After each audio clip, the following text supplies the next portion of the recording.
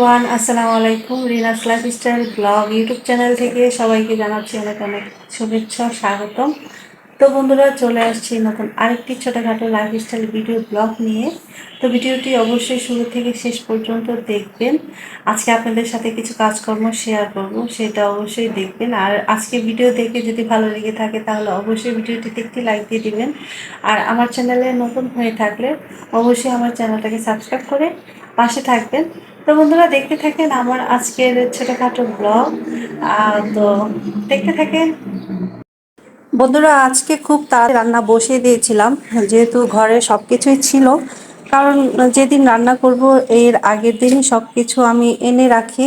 কারণ হচ্ছে যে আমার যেহেতু সকালবেলা উঠেই মোটামুটি রান্নার প্রস্তুতি নিতে হয়। তো সেই জন্য যেই দিন রান্না করব সেদিন বাজার করে রান্না করা পসিবল হয় না। তো এর আগের দিনে আমি বাজার করে নেই, বিশেষ করে শাকসবজি যেটা লাগে সেটা। তো গাইস, এই যে মুরগির গোশত রান্না করেছি, সেটা করে কমপ্লিট করে ফেলেছি। তারপর করছি শাক। তো শাকটা আমি আলাদাভাবে সেদ্ধ করে নিয়েছিলাম।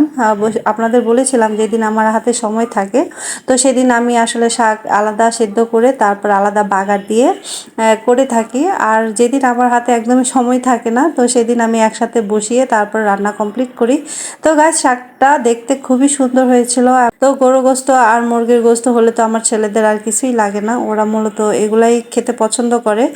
অনেক বাচ্চা আছে যে শাক খায় না বা শাক খেতে চায় না, কিন্তু আমার দুনো ছেলে মাশাআল্লাহ খুব শাক পছন্দ করে। তো ওদের জন্য আমি প্রতিদিন একটা শাক রাখার চেষ্টা করি। যেটাই রান্না করি না কেন, শাক এবং ডাল এই দুইটা জিনিস আমি রাখার চেষ্টা করি। ঘরের অবস্থা একটু খারাপই, কারণ আমি একা হাতে সব কিছুই করি। তো সেই জন্য সব কিছু আসলে পারফেক্ট করা সম্ভব হয় না। তো আমি রাত্রেবেলা যেহেতু সকাল সকাল রান্না করে ফেলেছিলাম, তো রাতে খাওয়ার পর ভাবলাম যে হাতে সময় আছে তো কালকের জন্য রান্না করে ফেলি, একটা রান্না করে ফেললেও তো এগিয়ে যায়। তো সেই জন্য আমি একটু মাছ ভুনা করছিলাম।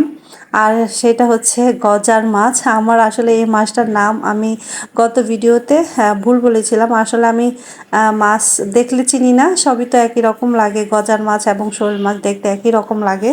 তো সেই জন্য আমি ভেবেছিলাম ওইটা শোল মাছ। তো আমার হাজব্যান্ডকে জিজ্ঞাসা করার পর সে বলল যে শোল মাছ ছিল না, এটা ছিল গজার মাছ। তো যাই হোক, গজার মাছ রান্না করছি। তো আজকে আমি কোনো গজার মাছটাকে ভাজবো না, আনা ভাজা রান্না করব আগামী কালকের জন্য, যেন আমার আগামী কালকে প্রেশারটা না আসে বা খুব বেশি প্রেশার না পড়ে সেই জন্য। আর আজকে সকালবেলা আমি আদা রসুন বেটে রেখেছিলাম শিলপাটায়, তো নামিয়ে রাখলাম। সকালে রাখতে না রাখতেই সন্ধ্যার দিকেই মোটামুটি আদা রসুনগুলো শক্ত হয়ে গেছে।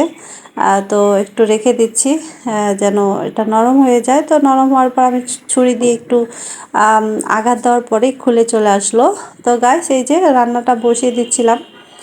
তো এখানে হলুদ, মরিচ, ধনিয়া এবং জিরার পাউডার এবং আদা রসুন বাটা ব্যবহার করছি। যেহেতু আমি আলু কুচি দিয়ে, মানে আলুটাকে কুচি কুচি করে তারপরে মাছ দিয়ে রান্না করব। আমার ছেলেরা খুবই পছন্দ করে এই আলু কুচি কুচি করে মাছ ভুনা করা, ডিম ভুনা করা। তো সেটা ওদের খুবই ফেভারিট।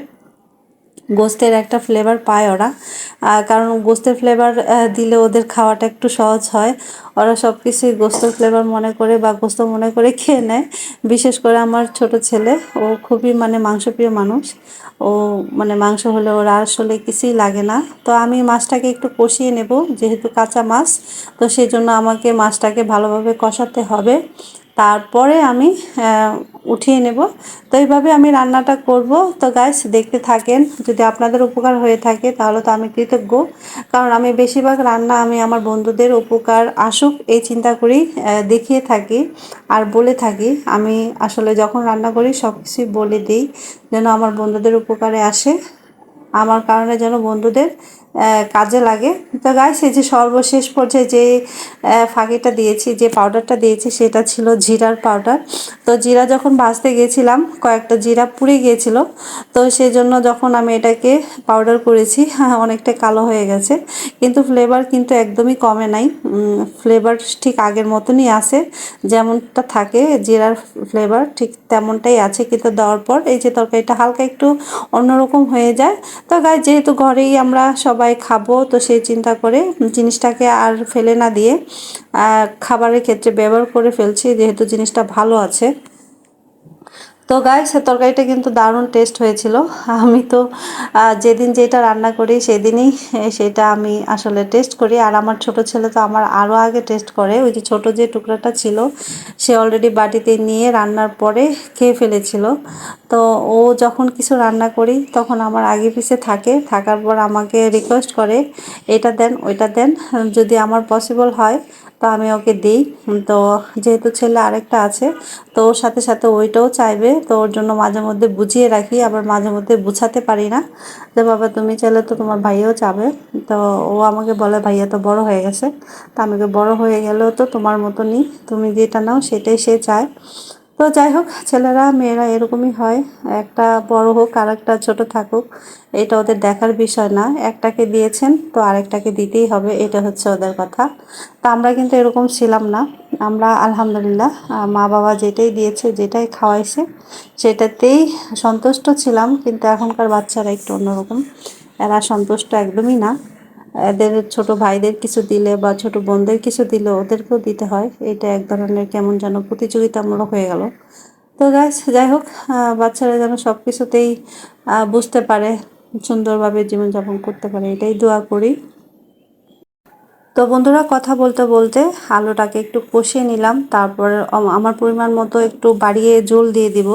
কারণ যেহেতু রাতের বেলা গরম করে মানে রান্না করে রাখবো, তো দিনের বেলাও আমাকে এটাকে গরম করতে হবে, তো সেই জন্য আমি একটু বাড়িয়ে পানি দেব, যেন আমার দিনের বেলা এটার মধ্যে একটু সামান্য পরিমাণে ঝোল থাকে। তো সেই হিসাব করে আসলে রান্নাটা করব। এখন তেমন একটা পানি শুকাবো না, পানি রেখে দেব, মানে পানি বলতে ঝোল রেখে দেব। আর দিনের বেলা পরবর্তীতে সকালে যখন আবার এটাকে গরম করব তখন অনেকটা পানি শুকিয়ে যাবে। তো সেই জন্য আমি এখন আর পানি শুকাবো না। তো গ্যাস মোটামুটিভাবে যখন আলুটা আমার সিদ্ধ হয়ে যাবে তখন আমি মাছগুলোকে দিয়ে দিব। আমি মাছগুলোকে উঠিয়ে রেখেছিলাম, কারণ যেহেতু কাঁচা মাছ অনেকক্ষণ কষিয়ে রাখার পর উঠিয়ে নিয়েছিলাম। আর না উঠালে মাছটা ভেঙে যেত, তো সেই ক্ষেত্রে আসলে দেখতেও ভালো লাগতো না, খেতেও শান্তি লাগতো না। যেহেতু প্ল্যান ছিল যে সবাই একটা একটা করেই খাবে, তো সেই হিসাব করে এরকমভাবে একটা একটা করেই দেওয়া হয়েছিল। তো আমার ছোট ছেলে রান্নার পরেই একটা নিয়ে খেয়ে ফেলেছিল, তো থাকছিল চারটা, তো এই চারটে আমরা ইনশাল্লাহ দিনের বেলা চারজনে খাবো। তো বাচ্চারা খেলে কোনো কমে না, বাচ্চারা খেলে আরও শান্তি লাগে। কার কেমন লাগে আমি জানি না। আমি রান্না করার ক্ষেত্রে অনেক কিছুই আমার ছেলেদের দিয়ে থাকি বা খাওয়াতে থাকি বা খাবার দিয়ে থাকি। মাছ ভাজা হোক, মাংস ভাজা হোক, বা যে কোনো ভাজা টাইপের কিছু করলে, বেগুন ভাজা হোক বা সবজি ভাজা হোক, যে কোনো ভাজা টাইপের কিছু করলেই আমি আমার দুই ছেলেকে দিয়ে থাকি, ওরা খুব তৃপ্তি করে সস দিয়ে খেয়ে নেয়। তো গ্যাস মোটামুটি আমার রান্নাটা কিন্তু কমপ্লিট হয়ে গেছে, একটু পরে আমি আগুনটা নিভিয়ে ফেলবো। কারণ যেহেতু আমার দিনের বেলা এটাকে আবার গরম করতে হবে, তো সেই চিন্তা করে এখন আর আমি পুরোপুরিভাবে পানিটা শুকাবো না, যেন পানিটা থাকে, আর সে এইভাবেই রাখবো। তো গাইস এখন আমি চুলা অফ করে দিয়েছি, তো আমার রান্না কমপ্লিট। তো গাইস আজকের ভিডিও আপনাদের কেমন লেগেছে অবশ্যই অবশ্যই আমাকে কমেন্টস করে জানাবেন। আর আমার চ্যানেলটাকে সাবস্ক্রাইব করে পাশে থাকবেন। আর ভিডিওটিতে একটি লাইক দিয়ে দিবেন অবশ্যই। আর যদি লাইক না দেন তাহলে অবশ্যই মনে কষ্ট পাবো, কারণ আমি এখন আগের মতন ভিডিও আপলোড করি না। কারণ আমার এখন আর ভিডিও আপলোড করতে মন চায় না, কারণ হচ্ছে যে বন্ধুরা আমি এত কষ্ট করে ভিডিও এডিটিং করি, ভিডিও আপলোড করি, বন্ধুদের সাপোর্ট পাওয়া যায় না, তো সেই চিন্তা করে আমার ভিডিও আপলোড করা হয় না। তো গাইস সবাই ভালো থাকেন, আবার ফিরে আসবো নতুন আরেকটি লাইফস্টাইল ভিডিও ব্লগ নিয়ে। তো আজকে এই পর্যন্তই, আসসালামু আলাইকুম, আল্লাহ হাফেজ।